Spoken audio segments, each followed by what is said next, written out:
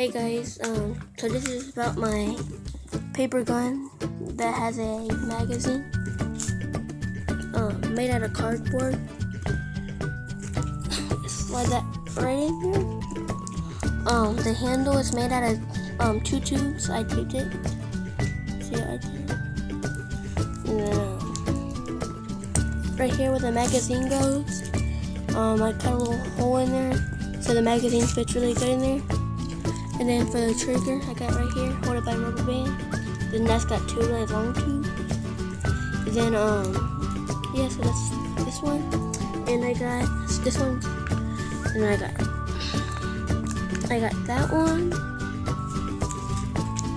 I got this one, that one, and this one. With this one, this knife too.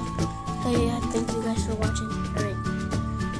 If you like it, subscribe. Alright, bye.